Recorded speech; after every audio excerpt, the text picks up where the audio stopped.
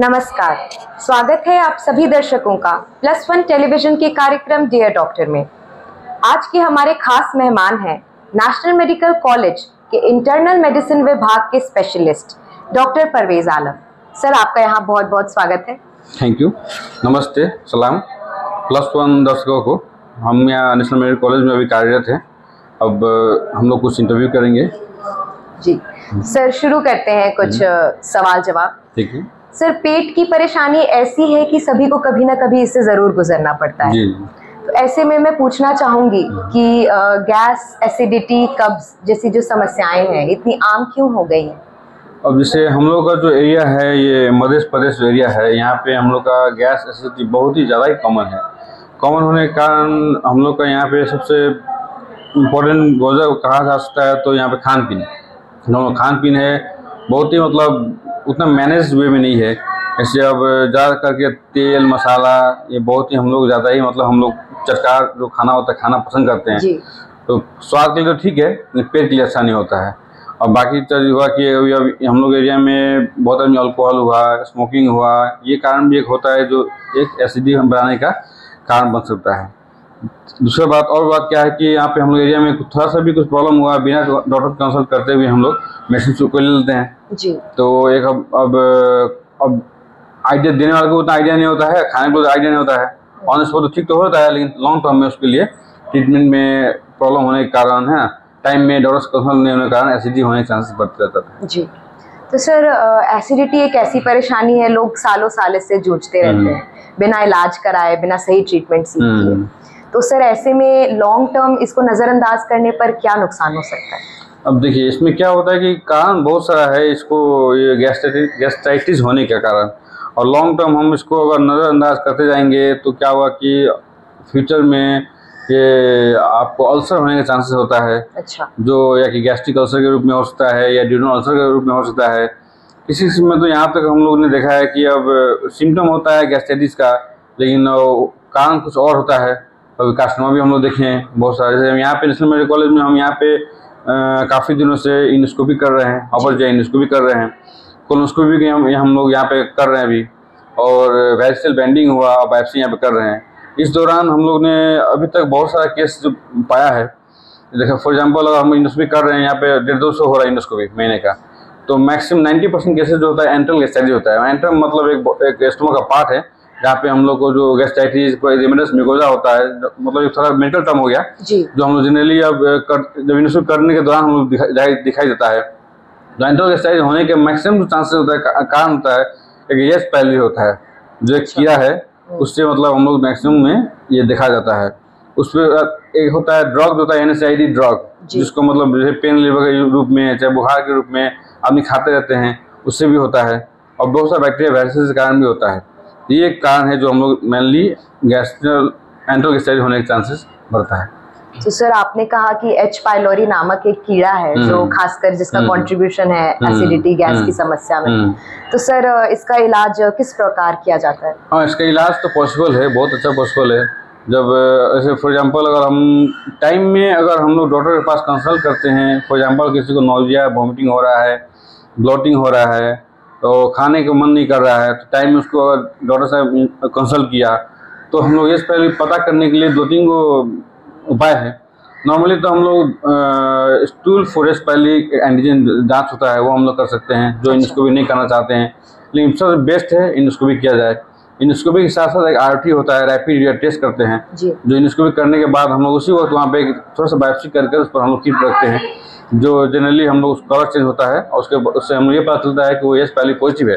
तो H पाइली positive होने पर हम लोग का कुछ ट्रीटमेंट होता है, जो ट्रीटमेंट प्रोटोकॉल होता है, उस हिसाब से हम लोग कुछ हफ्ता 2 हफ्ता हम लोग मेडिसिन चलाते हैं।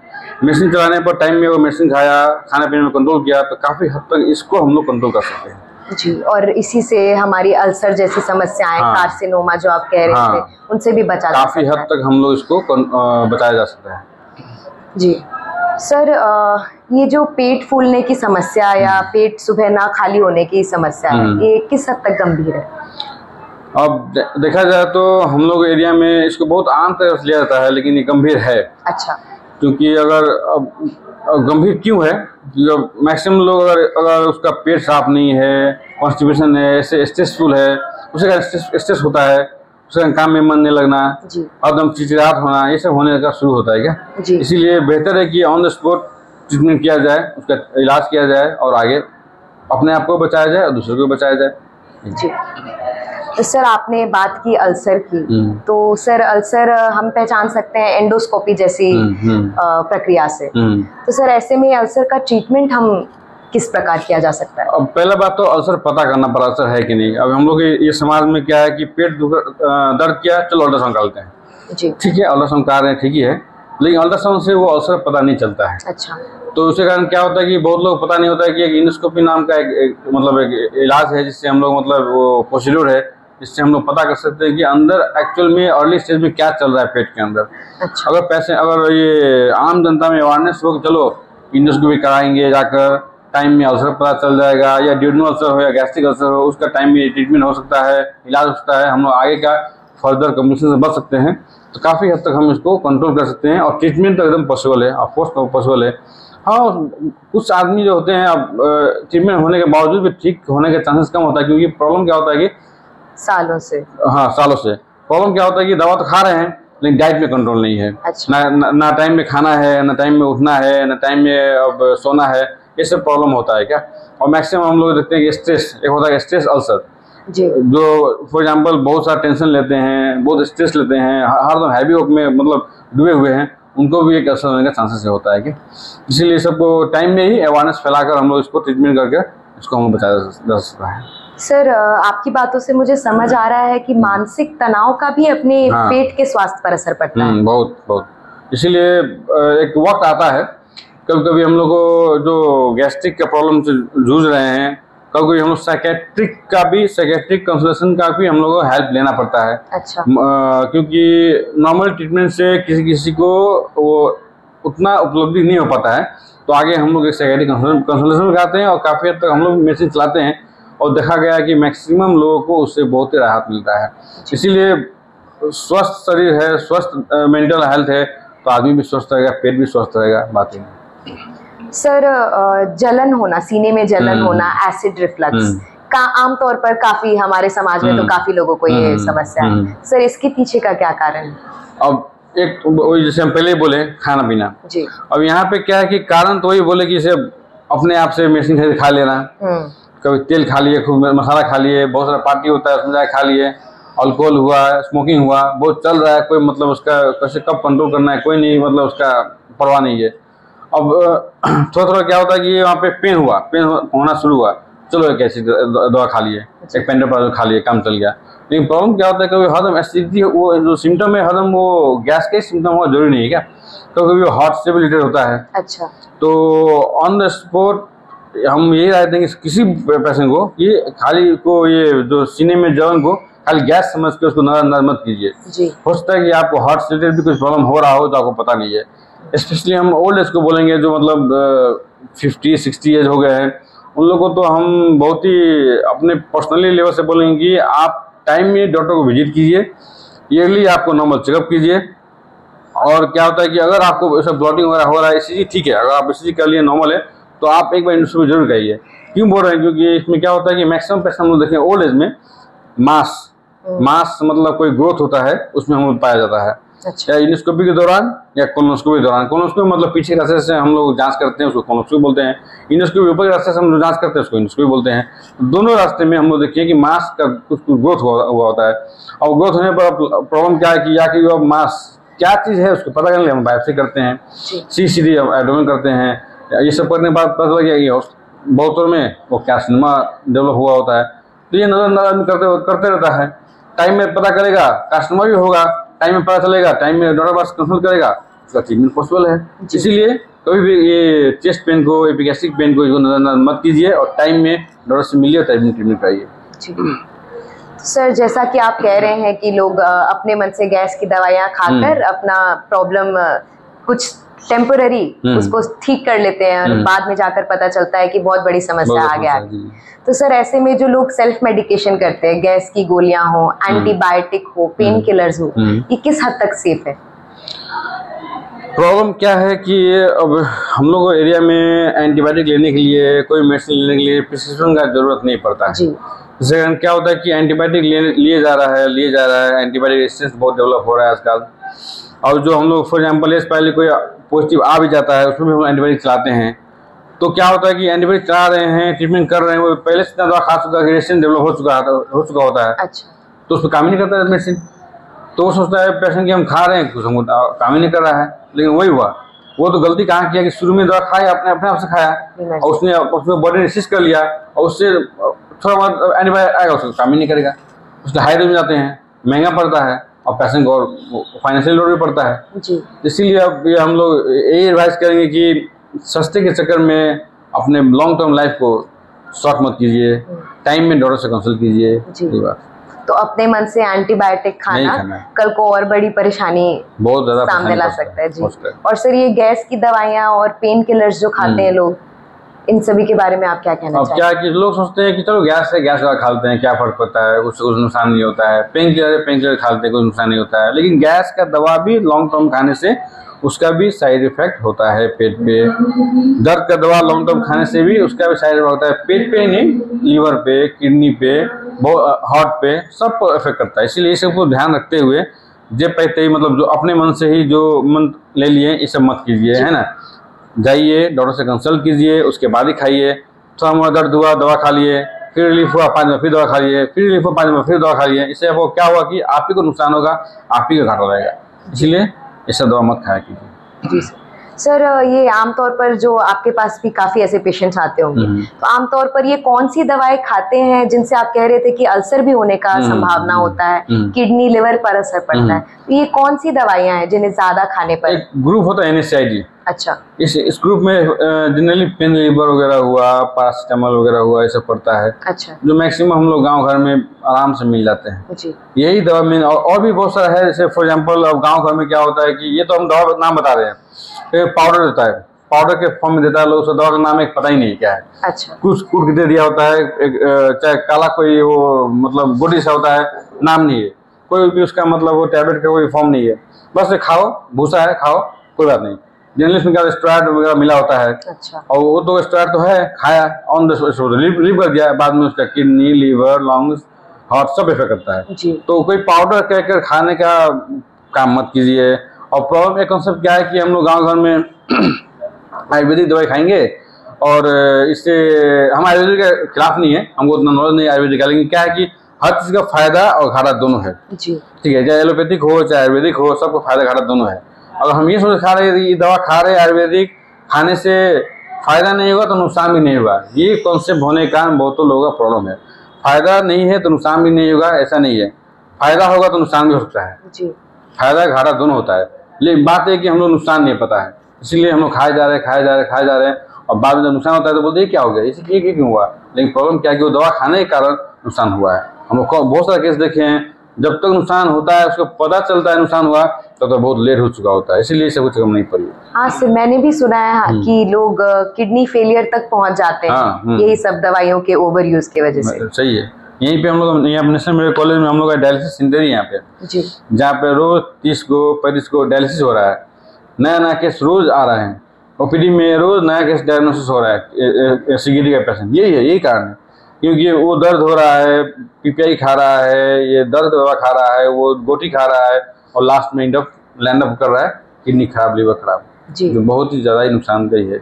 और एक और चीज़ क्या है कि यहाँ पे हम लोग जैसे है अल्कोहल, मैक्सिमम लोग अल्कोहल, बहुत सारे लोग अल्कोहल, चाहे वो हाई क्लास फैमिली के हो, चाहे मीडियम क्लास के हो, चाहे लो क्लास के हो, सब अपने हिसाब से थोड़ा मतलब जो मतलब इसमें एडिक्टेड है वो खा रहे हैं।